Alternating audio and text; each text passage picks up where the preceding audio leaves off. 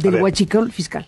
Entendamos qué es el huachicol fiscal. El huachicol fiscal es un sistema creado por la Cuarta Transformación, desde que Ricardo Peralta entró a aduanas, donde puso a Julio Carmona en la aduana de Reynosa. Y el hermano Sergio Carmona fue el que empezó a mover los dineros que surgían ¿Qué es el huachicol fiscal? Es gasolina comprada en Texas, en refinerías tejanas. ¿Legalmente? Legalmente, eso no es ilegal. Tú y yo podemos ir a comprar y compramos se reporta. Gasolina, ¿y luego? Eso entra ya sea por la aduana, por tierra, con cientos y cientos de pipas, o miles de pipas, y por buques, por Altamira y Tuxpan. Buques de 300,000 barriles de combustible que dejan millones de ganancias. El asunto es que al entrar y no pagar impuestos, ni IEPS, ni IVA, ese dinero se lo están escatimando al SAT, al gobierno mexicano, a la Hacienda. Y al hacer eso, se convierte ya en dinero sucio, en dinero criminal. Y ese dinero criminal se reparte entre los que hacen el negocio del huachicol, los gasolineros que compran el asunto.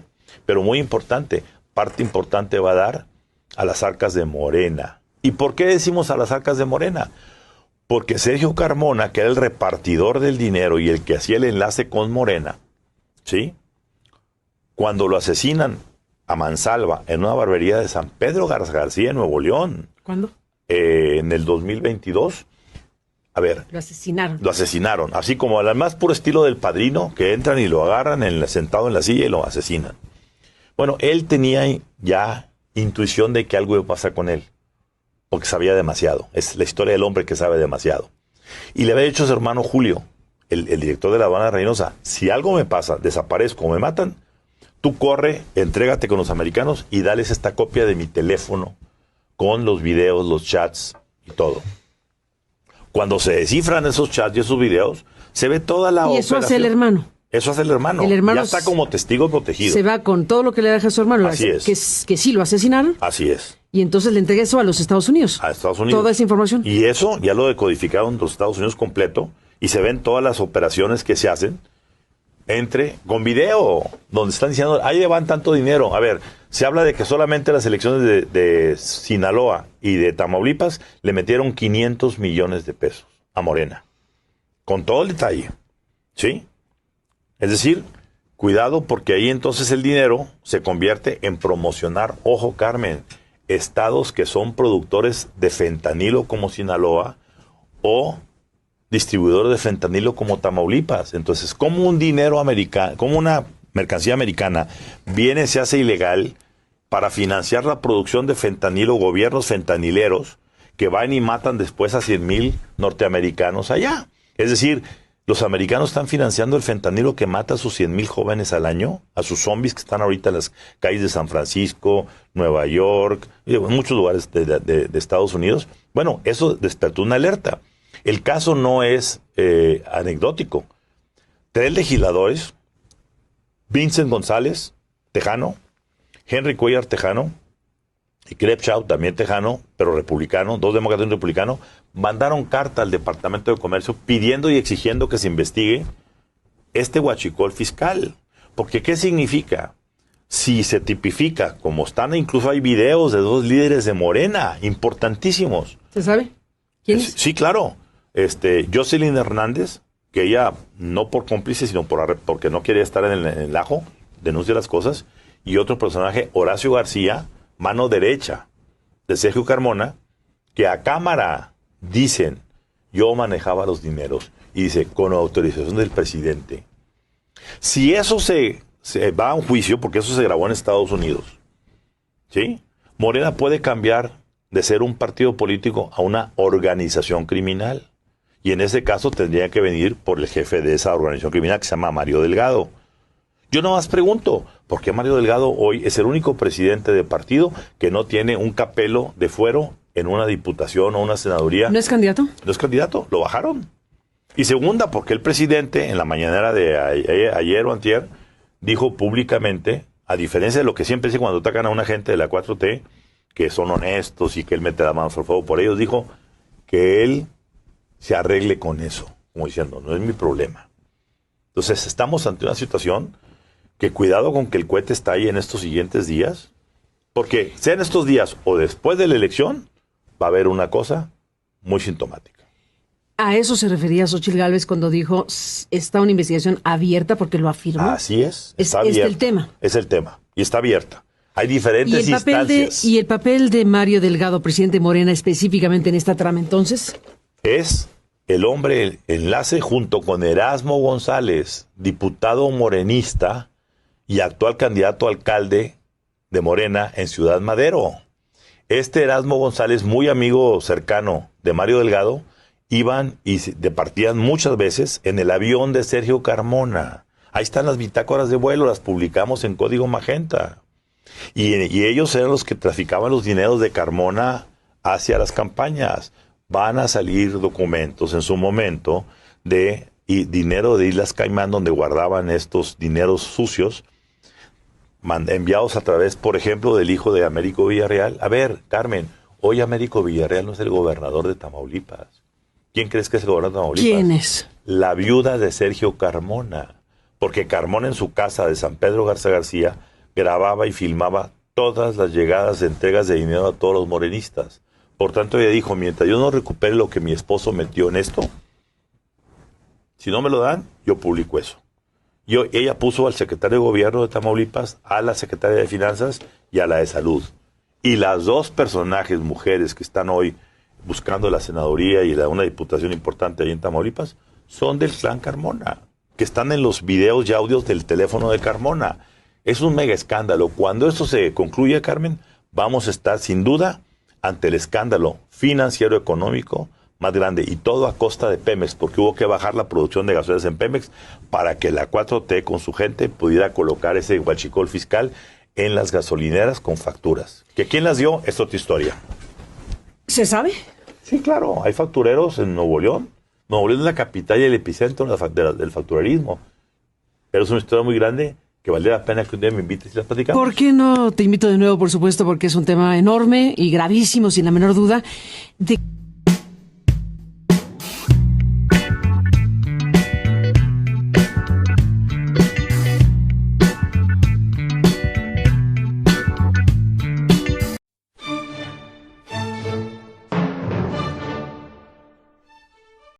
Ya estamos así de cerquita del mes de julio. Y como suele suceder en julio, pues empiezan todos los memes de Julio Iglesias, de ya va a arrancar julio, ahí viene Julio trae sorpresas, Julio esto, Julio lo otro.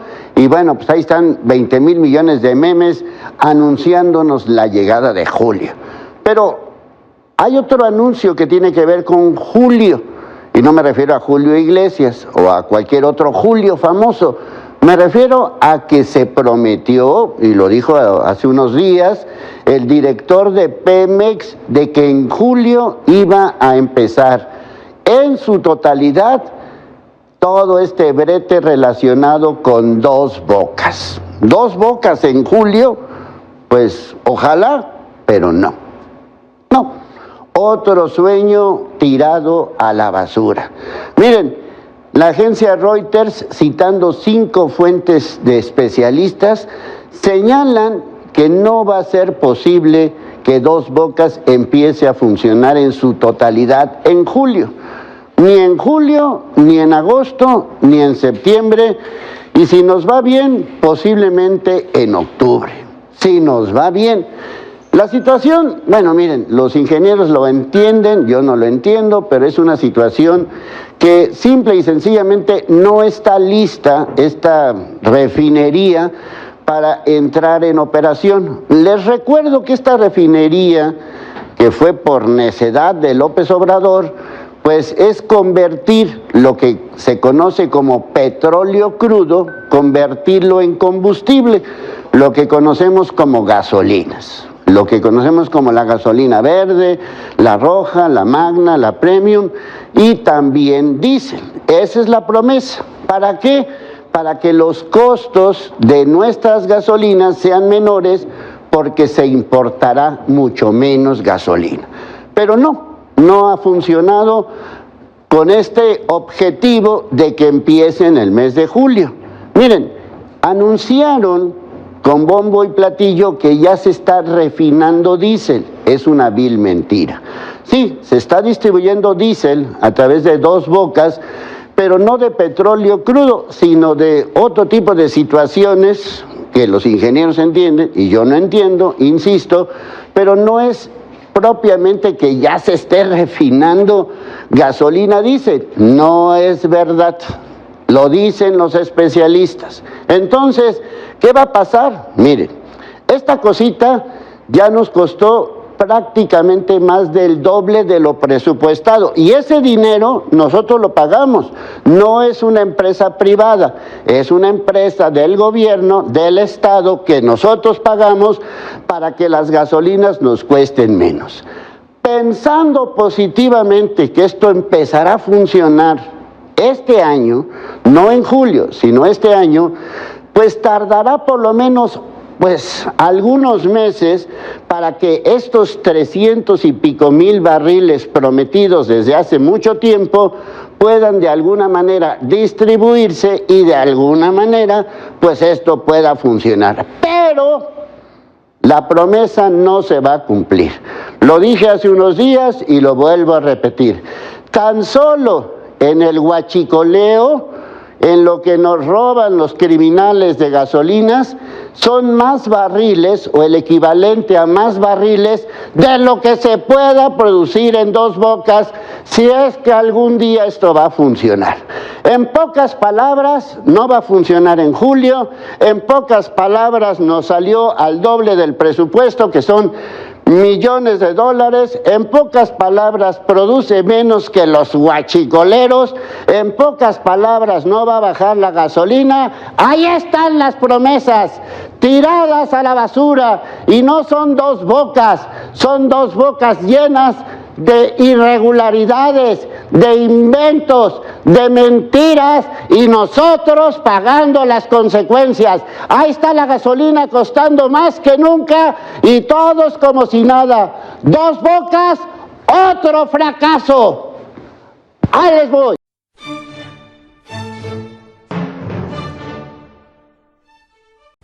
A mí me parece varias cosas. Sacan las encuestas, ¿no? Más allá de que en lo personal me parece que la presidenta electa pues ya se tiene que comportar como tal, y creo que malamente un partido político hace eso. Me parece que la Cámara lo pudo haber hecho, ser más institucional.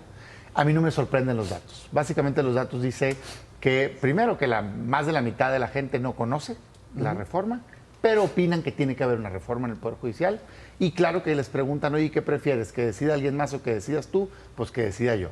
Oye, ¿hay corrupción? Claro que sí. Yo diría, si a mí me hubieran hecho esa encuesta, hubiera contestado casi lo mismo en todo, salvo el voto de ministros, magistrados y jueces. ¿Por qué? Porque claro que hay corrupción.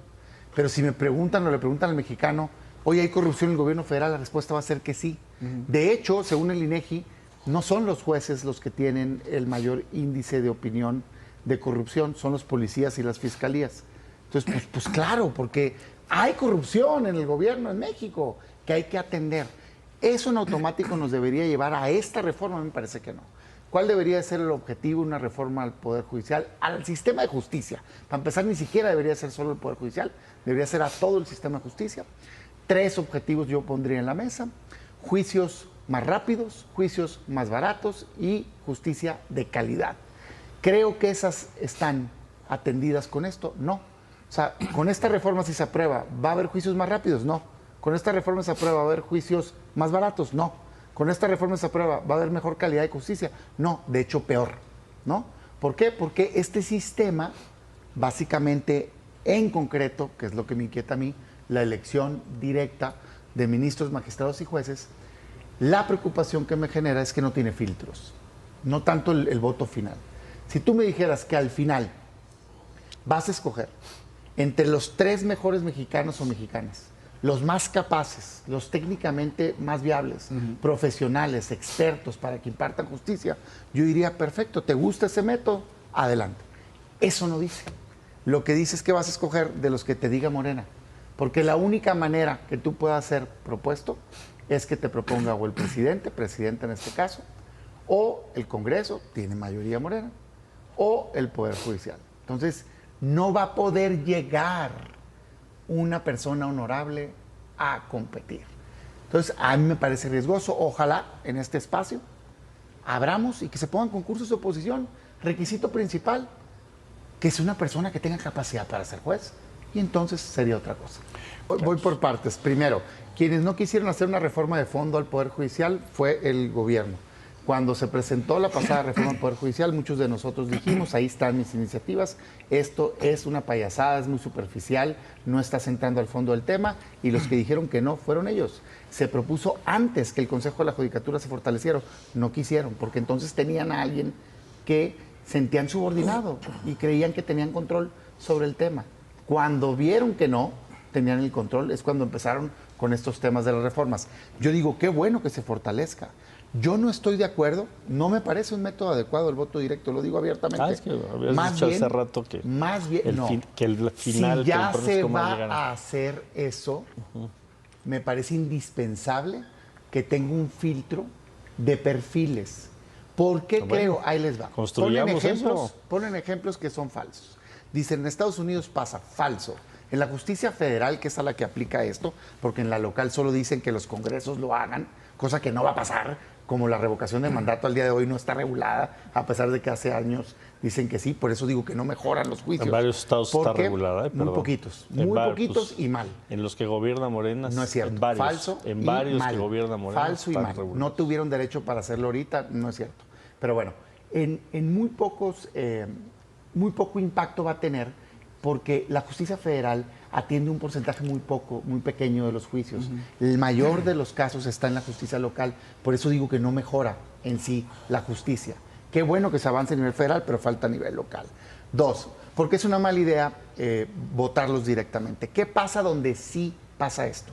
Ponen el ejemplo de Estados Unidos, pero donde pasa en Estados Unidos es con los juicios muy locales, no en la justicia federal. No se elige hacer los ministros. Ponen el ejemplo de Japón, es mentira también. El país donde sí pasa es en Bolivia, es un desastre. ¿Qué pasa en Estados Unidos? Primero, tienen otro sistema, tienen un contrapeso, porque tienen un jurado los jueces. Entonces no tienen el poder absoluto. Segundo, se disparan las sentencias cuando vienen las campañas, porque los jueces están en campaña, no están impartiendo justicia, están en campaña, porque quieren ganar su elección. Si la gente quiere que condenes a más gente, condeno a más gente. Eso no es justicia, ¿sí? Tercero, en los lugares en donde los han puesto, como Bolivia, aquí no obedecen los jueces a los que tienen el ticket para poder competir. O sea, el jefe de los jueces se convierte el que puede proponer que aparezcas en la boleta, porque me lo quieren comparar mucho con, es que así se eligen gobernadores, se eligen alcaldes. No, tú cuando eliges un gobernador hay opciones, compiten distintas opciones. El gobierno no tiene el monopolio de la propuesta, te puede competir un opositor y la gente libremente puede escoger uno u otro. Aquí no, porque la única manera de que tú puedas competir es que te proponga la presidenta de la República, que es de Morena, o que te proponga el Congreso, que es de Morena, o que te proponga el Poder Judicial. Ese es el control, es una esa es la propuesta trampa. que está... No, ya sálganse de lo político, esto ya no es político. Es que es una trampa. Esto ya no es de partidos políticos. 50% esto es de en buscar, en tu encuesta, 50% de la gente contestó que no sabe lo que le estás proponiendo. Vamos a irnos a los, por eso también vamos a irnos al territorio, a hacer foros para que la gente lo conozca, para elevar ¿En ese qué va a conocimiento? cambiar ese caso, Ese el del Marro? conocimiento. A ver, ¿en qué va, el que sea, pues, de crimen organizado, ¿en qué va a cambiar que ese juez lo voten? En que libere o no un delincuente. Lo que puede hacer que no libere un delincuente es que existan instituciones que hagan rendición de cuentas y que castiguen a un juez si hay un lado indebido. Aunque se vote. También viene en la reforma esa parte de fortalecer un consejo de la judicatura para que se revise la actuación de jueces, magistrados y ministros. ¿Sabes que el único país que tiene este sistema es Bolivia? ¿Sí o no? En distintos... No. Bolivia en este nivel. En distintos niveles, varios países. Que tiene este sistema. Distintos niveles este sistema que están proponiendo, el único que lo tiene es Bolivia. Es un fracaso. ¿Sabes que no se han podido? Devolvernos Venezuela ahora ya. Vamos a volvernos Bolivia. Ponme un ejemplo. Devolvernos Venezuela ahora ya nos vamos a volver Bolivia. Yo soy objetivo. Ponme un ejemplo donde los ministros, magistrados y jueces federales se elijan como quieren ustedes. No hay en el país. Solo en el mundo. Solo Bolivia. Muy bien. ¿Qué pasó ahí? De entrada está paralizado, ¿eh? Sí sabes que como el INAI ahorita ya debieron de haber renovado y no han renovado porque el partido en el poder se peleó. Y como se están peleando quién propone, porque son los únicos que pueden votar, no se están renovando. ¿Sabes que cuando fueron a votar la gente, más de la mitad anuló su voto? Porque no sabe quiénes son los candidatos. Entonces no quiso votar por gente que no conoce. Es que eso es lo que quisiera debatir. Los ejemplos que ponen. Es que escucha. Si hubiera sido por ellos, no hubiéramos nombrado a la última ministra que se nombró, porque no logramos las 2/3 partes. Y no tenía independencia. Afortunadamente.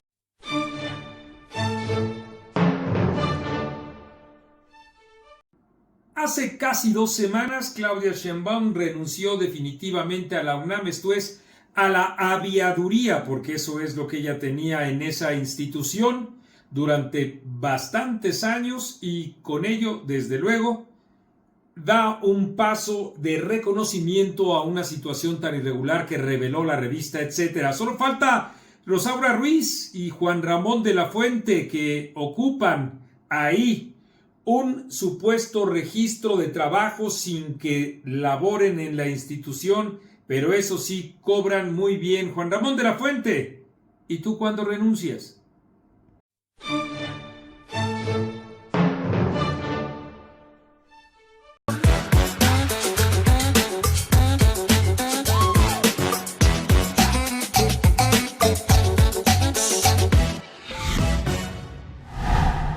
Tres tipos diferentes de analistas y comunicadores de la política. 1. Los empleados militantes del poder. 2. Los lectores de boletines. 3. Los que hacen el esfuerzo por explicarte. Desde que existe la política, existen los puentes de esta con el ciudadano común. Entre los políticos profesionales y los ciudadanos comunes siempre ha existido un intermediario que trata de entender lo que sucede en los círculos donde fluye el poder para después poder explicarle a las personas lejanas a este mundo qué está sucediendo ahí y cómo puede impactar su vida.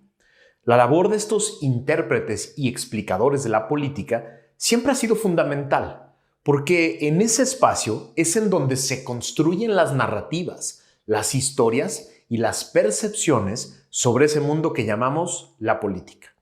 Desde los reyes más antiguos hasta los modernos presidentes de nuestra era, la preocupación del gobernante sobre la percepción de la ciudadanía sobre su mandato ha sido central. No solo un tema de ego, se trata, la mayoría de las veces, de una poderosa herramienta para darle cauce a las decisiones más complejas y trascendentes con la menor resistencia posible. En ocasiones, la percepción del público que se busca es de bondad y de amor al pueblo, es decir, el gobernante busca construir la idea de que sus acciones tienen como causa el bienestar de la población y el origen de sus decisiones es el amor que el líder le tiene a su gente. Y así, lo que se busca es que la intención de las decisiones del poder sea el desarticulador de cualquier resistencia. Pero también está el otro lado. Existen miles de ejemplos en la historia de la política de gobernantes que prefieren ser percibidos como temibles, crueles o desalmados, para que sea el miedo de la población el que les permite gobernar con los menores obstáculos posibles. Tanto el gobernante que quería ser visto como un héroe amoroso del pueblo, como aquel que prefirió ser temido por su gente, requerían siempre del intérprete de la política, del explicador, del comunicador, de aquellos miembros de la sociedad que cuentan con alguna forma de voz o plataforma para construir esa percepción de la población. En época remota se trataba de artistas de todo tipo, escritores, líderes sociales o religiosos quienes eran los encargados de construir la narrativa que se convertía en herramienta de poder y luego en historia o en su peor obstáculo. Por eso los diferentes tipos de cortes antiguas buscaban tener siempre cerca y bien financiados a estos personajes porque de ellos dependían en gran medida no solo la eficacia de su poder, sino a veces incluso su permanencia en el poder. Uno de los bienes más importantes del Estado moderno y de la democracia es la liberación de la comunicación sobre la política. La libertad de pensamiento, la libertad de expresión y la libertad de prensa de las repúblicas democráticas se combinaron para liberar a los intérpretes y a los explicadores de la política de las cortes antiguas y a convertirlos en agentes externos e independientes que buscan generar su propio criterio para después comunicarlo a su público. A estas tres libertades se añadió el derecho a la información, que obliga a las democracias modernas a transparentar los motivos, los procesos y las consecuencias de sus decisiones y actos. Con esos 4 derechos fundamentales se busca que los gobernantes tengan la menor capacidad posible de manipular la percepción sobre ellos y sea el público, con la ayuda de comunicadores y explicadores independientes, quienes generen su propia idea y criterio de su mandato, para poder decidir premiarlos o castigarlos en las urnas. Por eso, son una pieza fundamental de las democracias los analistas, los columnistas, los comunicadores, los investigadores y los moneros, pero los independientes. Cuando este conjunto de personajes goza de libertad de pensamiento, de expresión y de prensa y tienen derecho abierto a la información pública, se crea una rica fuente de información y formación de la ciudadanía que puede generar su propio criterio y es menos susceptible de ser manipulada.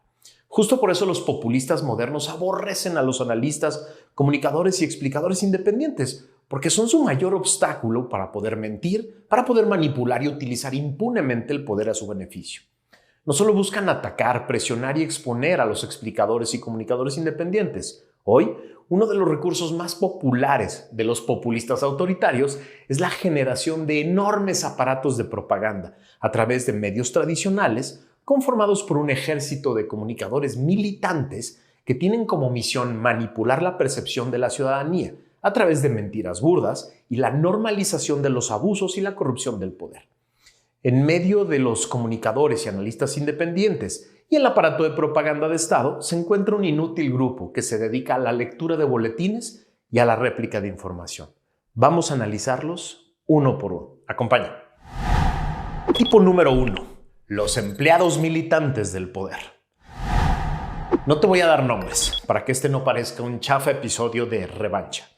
A pesar del constante ataque que su servidor y este programa recibe de estos personajes todos los días, mi ego está en paz y no pienso gastar tu tiempo en revanchas. Sin embargo, me parece muy importante darte algunos tips para que los reconozcas fácilmente y no te dejes manipular por ellos. Tip número 1.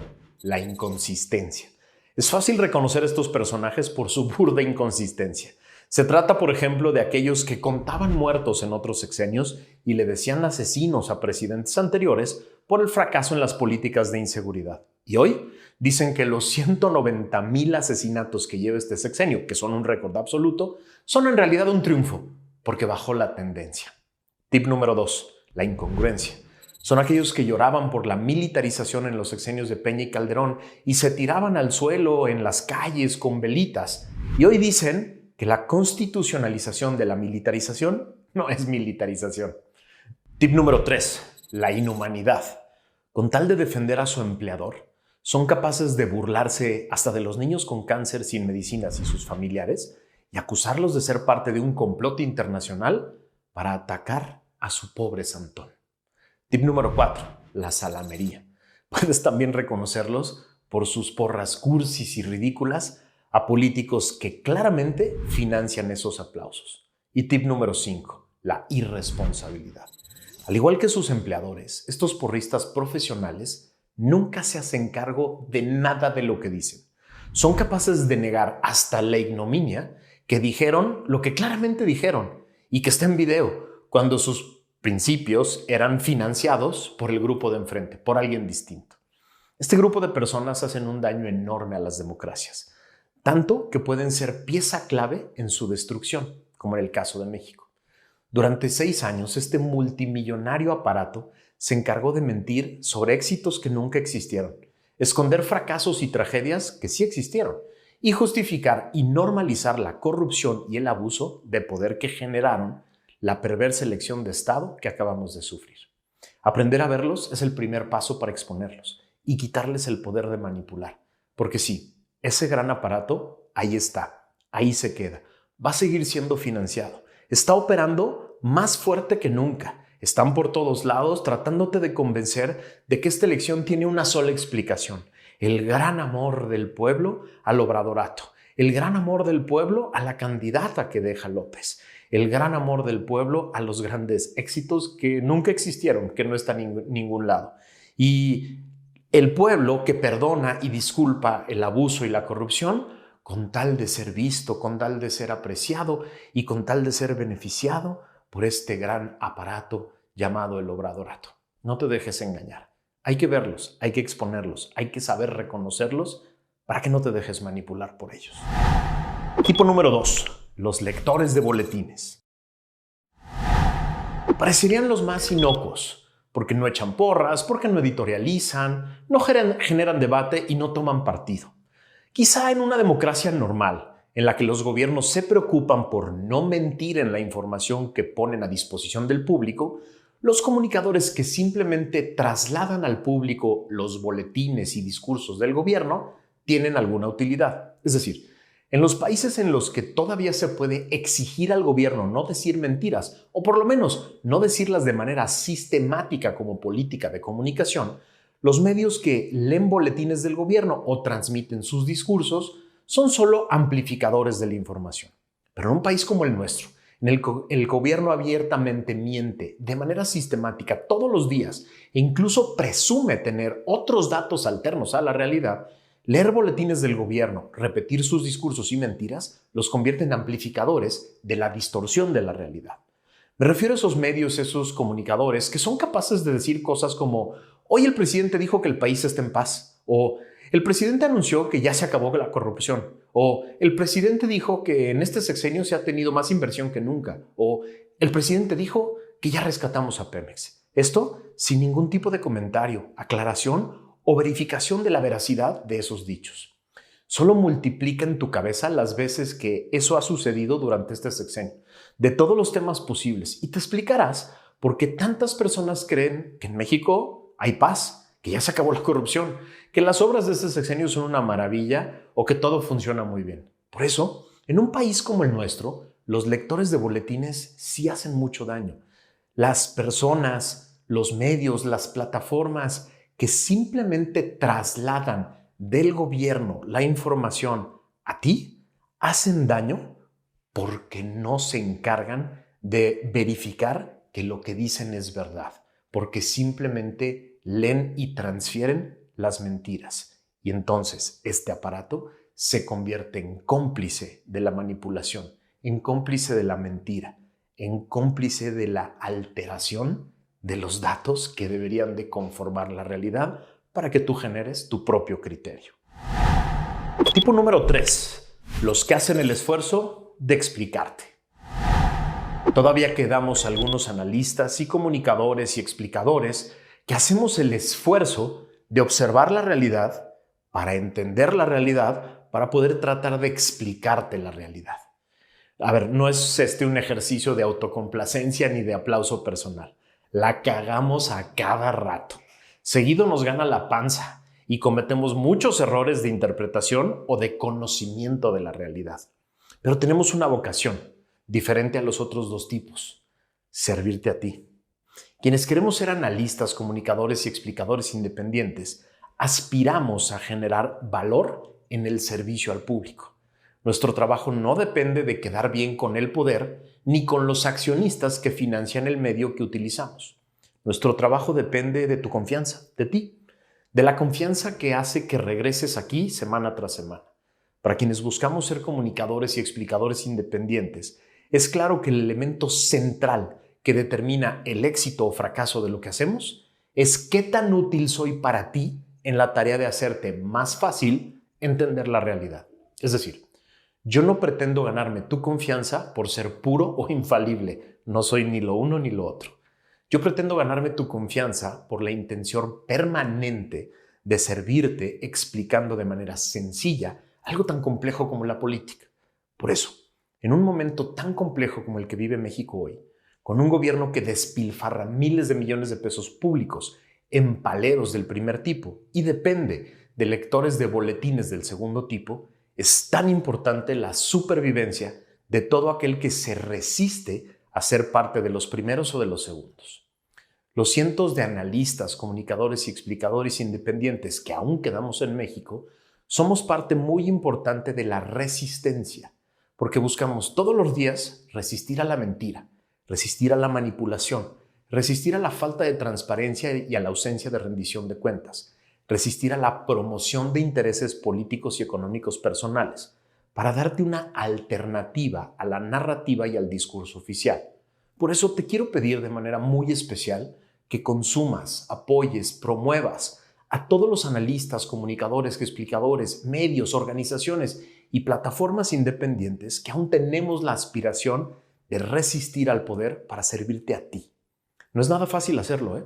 El riesgo personal, familiar y profesional en un país como México es enorme, pero también lo es nuestro amor y compromiso por México. Sí, quienes pretendemos mantenernos alejados de los intereses concretos del poder, porque tenemos la aspiración de servirte a ti, necesitamos de tu apoyo. Lo necesitamos abiertamente. Necesitamos que veas estos medios, que los escuches, que los compartas con otras personas, que apoyes económicamente o de la manera que tú consideres más pertinente a todas las personas que queremos hacer comunicación alterna a la comunicación oficial. Es importantísimo en este momento. Es imprescindible para la resistencia. Yo te lo agradezco de manera enorme. Te agradezco que siempre estés aquí. Te agradezco cada que me escuchas o cada que me ves. Te agradezco cada que compartes, retuiteas y mueves este contenido por cualquier lado. Te lo agradezco porque gracias a eso existe Factor Kaiser y gracias a eso vamos a seguir en la resistencia. ¡Viva la resistencia!